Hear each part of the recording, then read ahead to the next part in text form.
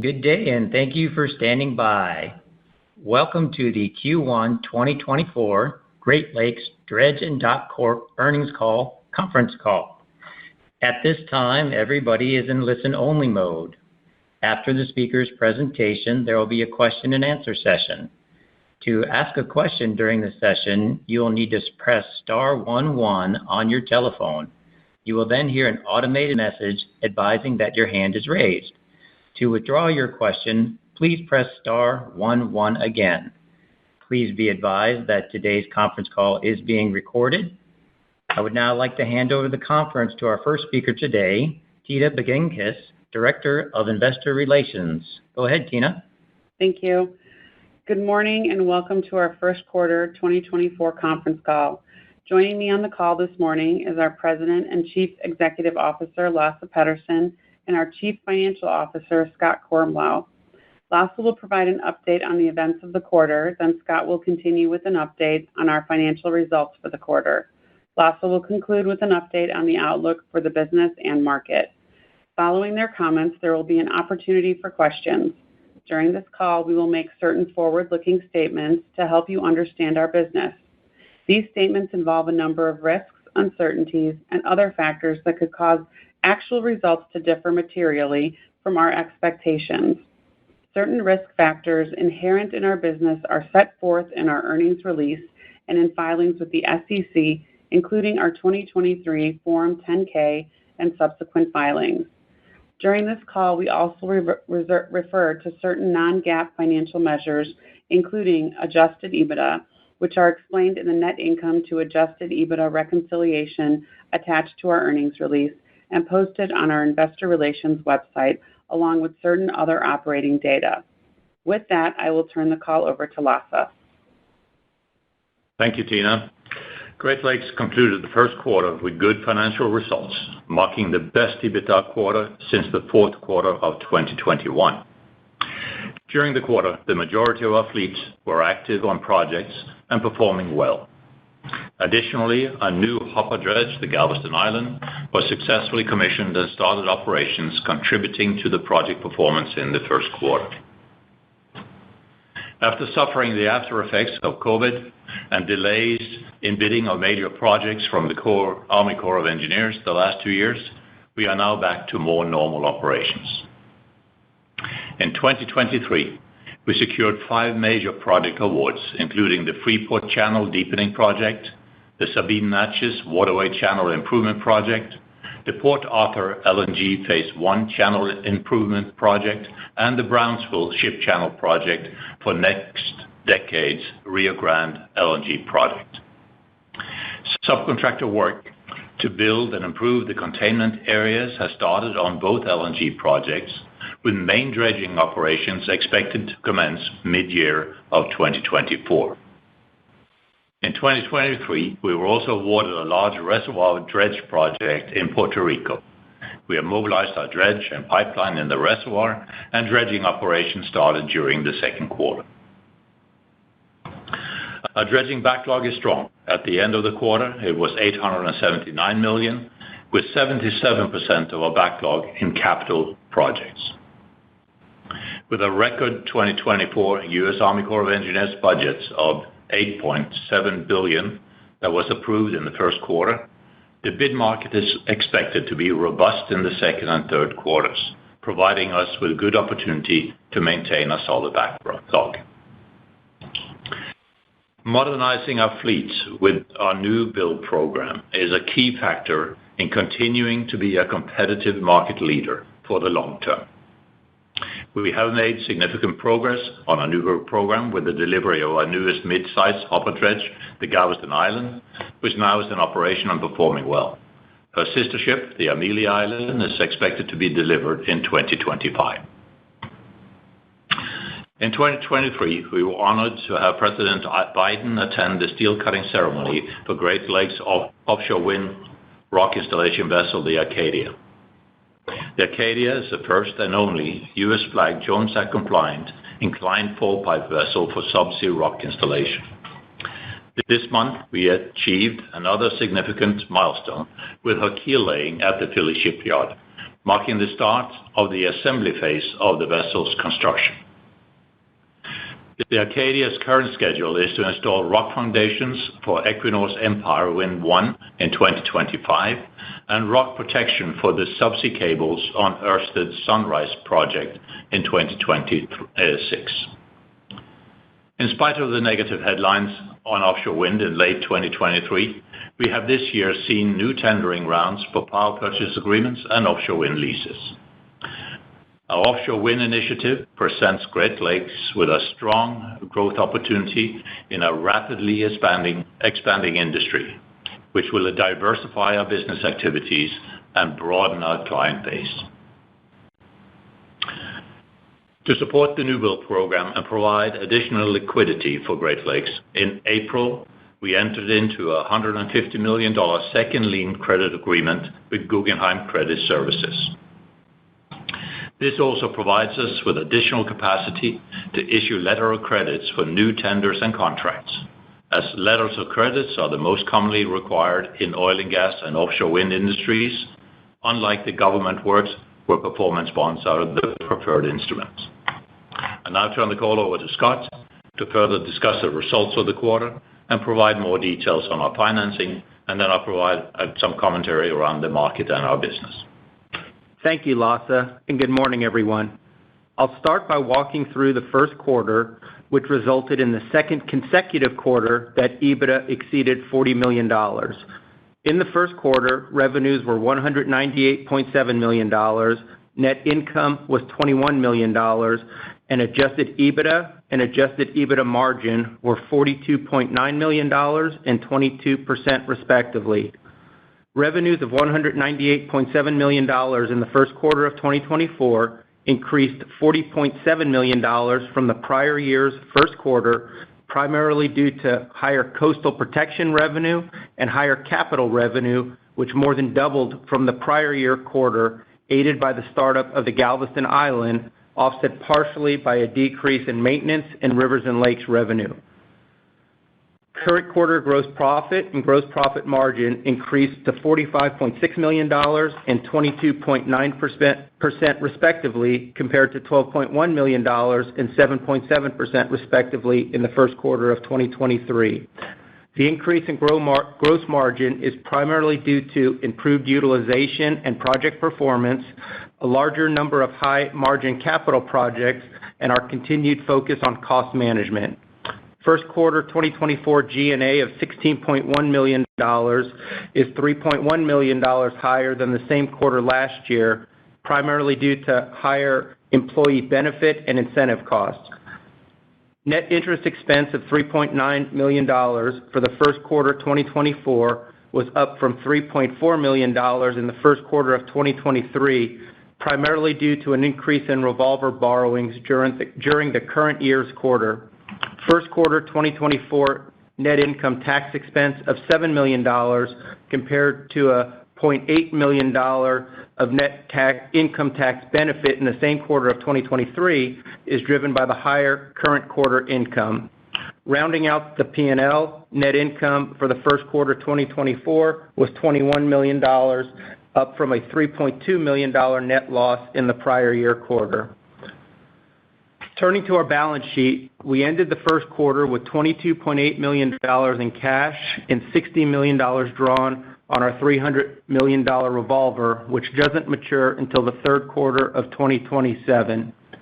And as Lasse mentioned, in April, we closed on a 5-year, $150 million second lien term loan, of which $100 million was funded at closing, and $50 million is available on a delayed draw basis for a year.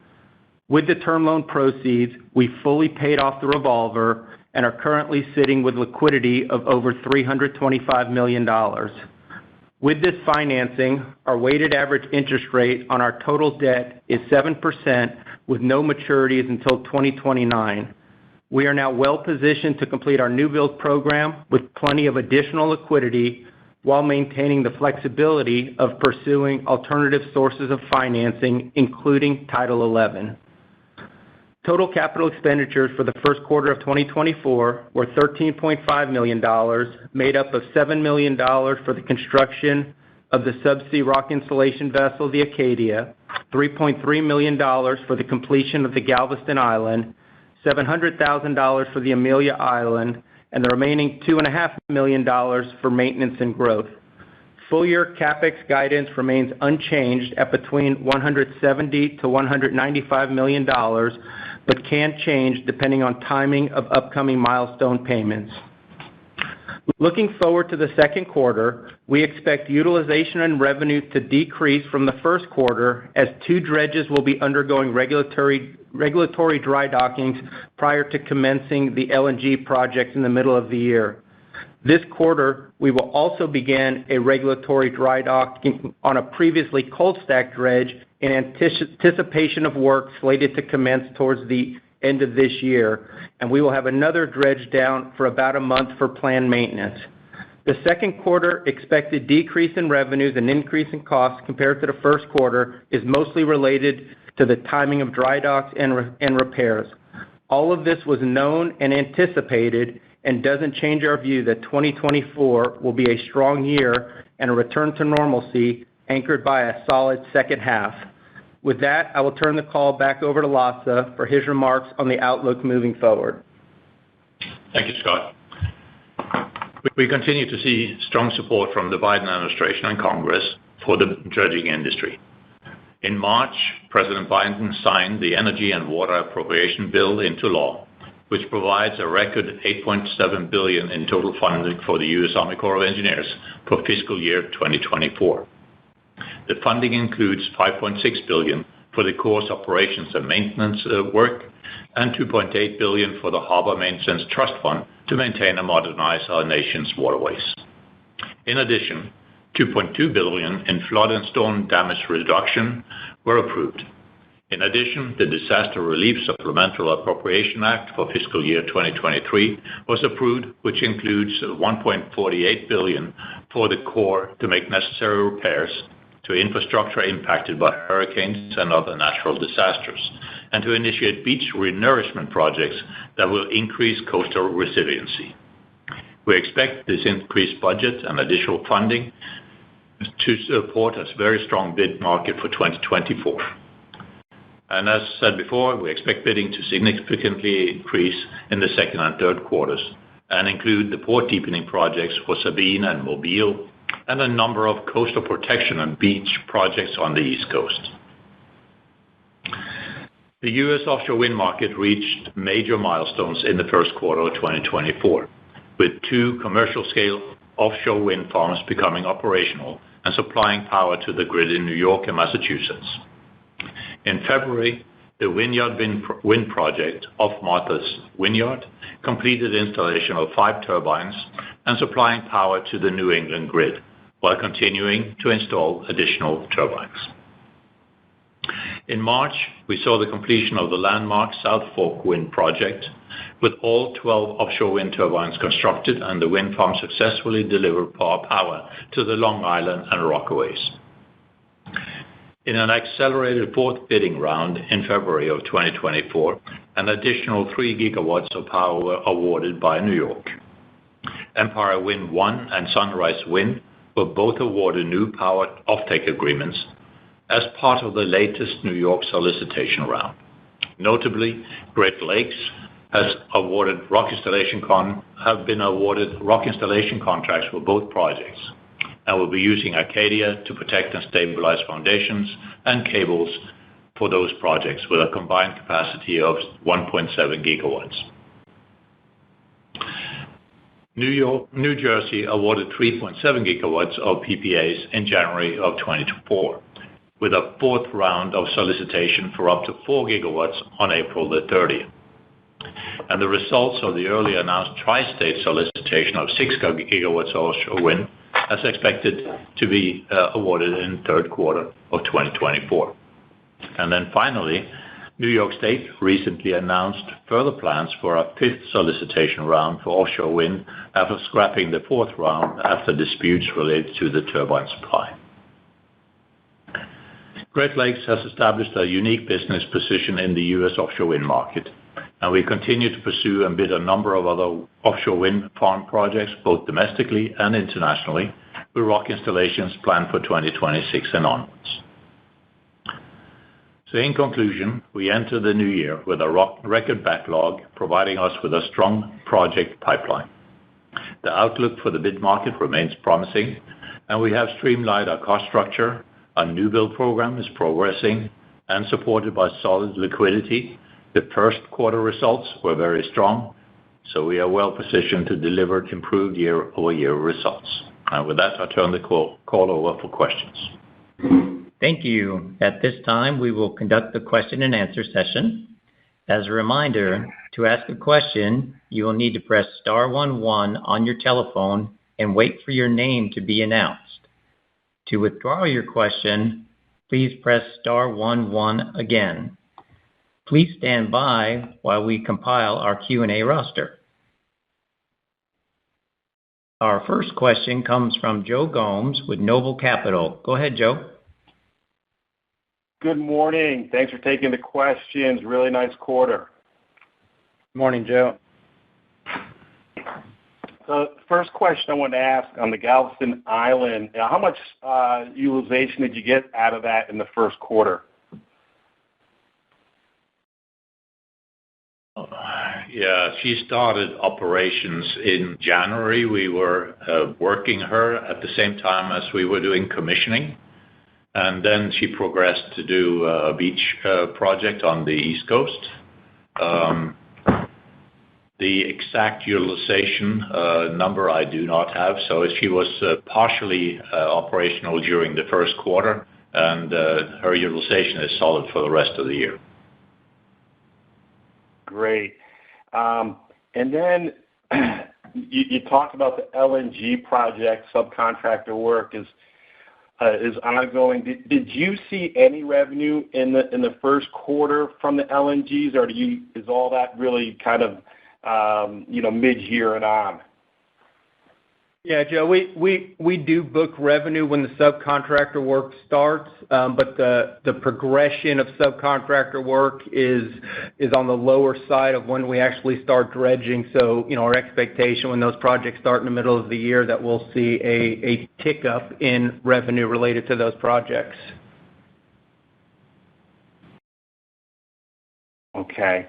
And then you talked about the dry docking, and originally, you were talking about, 2 vessels to be in dry docking beginning in Q1. Now it sounds like they're been pushed out to Q2. Was there anything behind that, or just is that, your typical, just timing of when they could get in for dry docking? Yeah, that's exactly it. One of them did start in the first quarter and continued into the second quarter, just completed that one in the last week or so.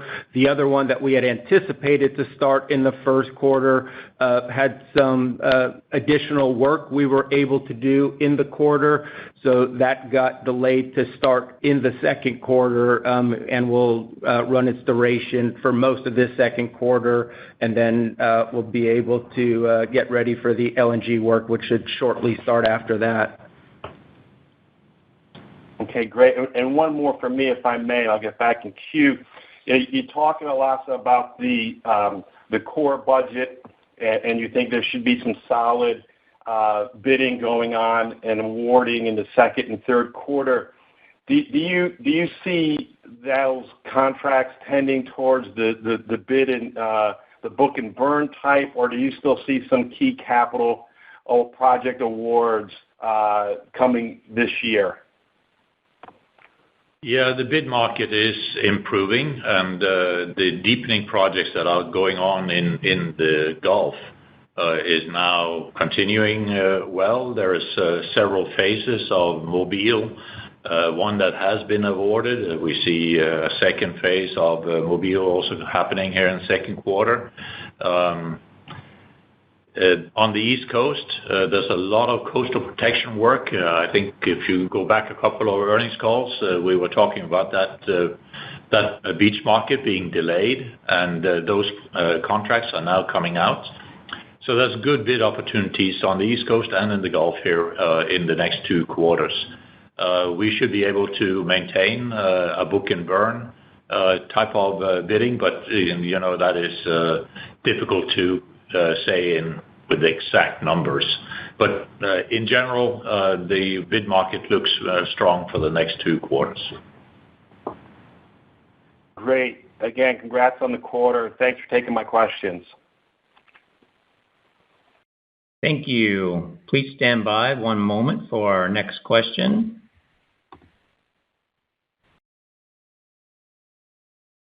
And our next question comes from John with CJS Securities. Please go ahead, John. Hi, good morning.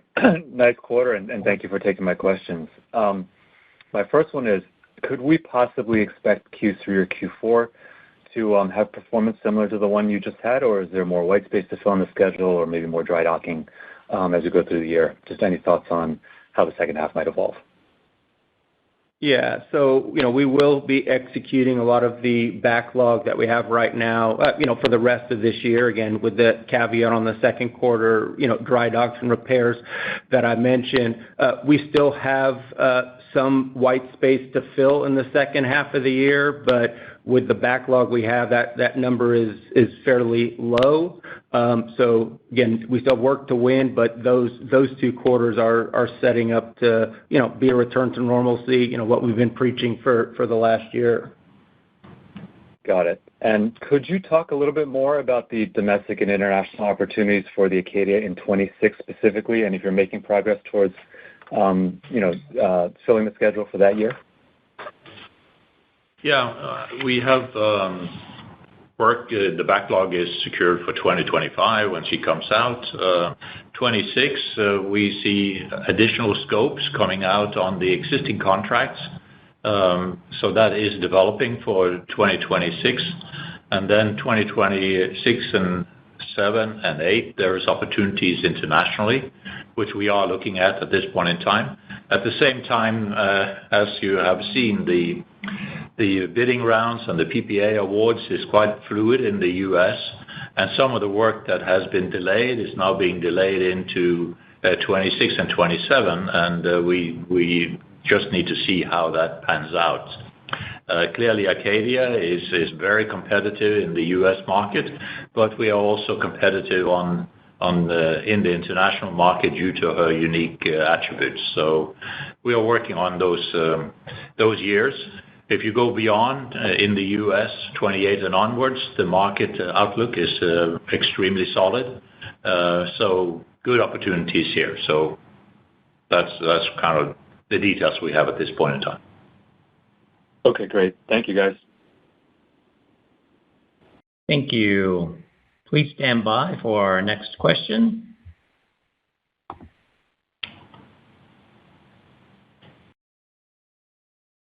And our next question comes from Adam with Thompson & Davis. Go ahead, Adam. Hey, good morning, guys. Great quarter. Hey, Adam. Morning. Thank you.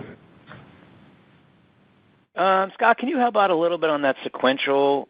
What did you say on the sequential from Q1 to Q2? I said that we have 2 vessels in dry dock, one that will be completing a dry dock that started in Q1, one that will be in dry dock for most of the second quarter, and then a new dry dock that wasn't contemplated at the end of the year. A previously cold-stacked vessel will begin a reactivation for work that's expected to start towards the end of the year. And then we had some planned maintenance on a vessel that we knew about that we will bring in for 4 weeks or so during the second quarter to get that out of the way. So I guess my question is the current consensus around the hoop, or does that need to come down and then we'll just put some, because it sounds like the back half is going to be really strong.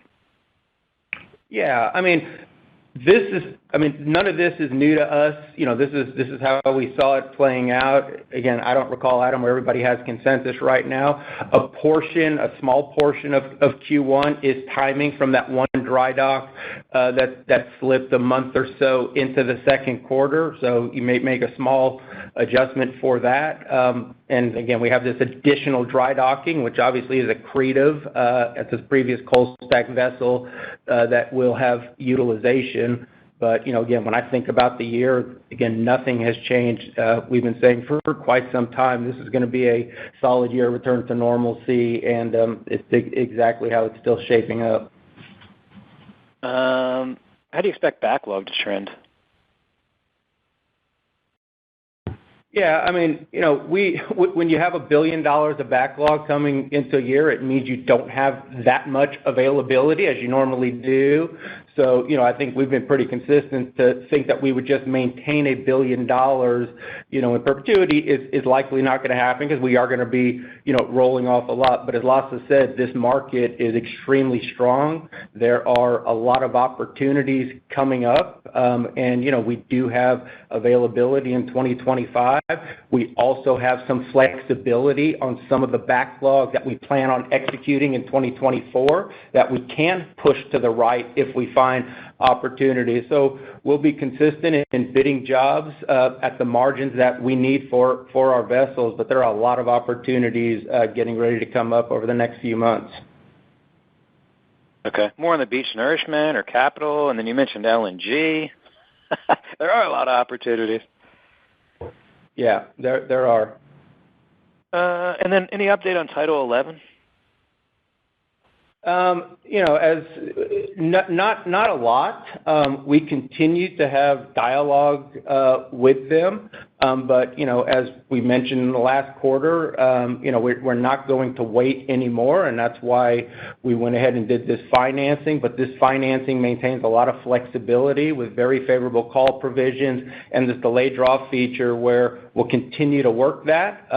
If we're able to do it, we can swap this out fairly reasonably. So dialogue continues, but I'm just done making predictions as to when we think that'll finally go forward. Okay, that's the last time I'll ask. And then just back half margins. You've done low 20s gross and adjusted EBITDA margins for a couple quarters in a row now. Sounds like it's not going to be that way in Q2, but you get back to that in the back half. Yeah, I mean, the backlog is still, mostly comprised of capital. Over 3/4 of it is, and a lot of that will get, executed during the remainder of the year. As I mentioned, we have a little white space to fill, but assuming that gets filled, again, there's no reason to think the second half, of the year is not going to look, what I would call normal when you have this much capital backlog. And I think the last couple of quarters demonstrates, what we can do when we have the proper mix of backlog. Great. Thanks, Scott. Thank you. So thank you. This concludes our question and answer session. I would now like to turn it back to Tina for closing remarks. Thank you. We appreciate the support of our shareholders, employees, and business partners, and we thank you for joining us in this discussion about the important developments and initiatives in our business. We look forward to speaking with you during our next earnings discussion. Thank you.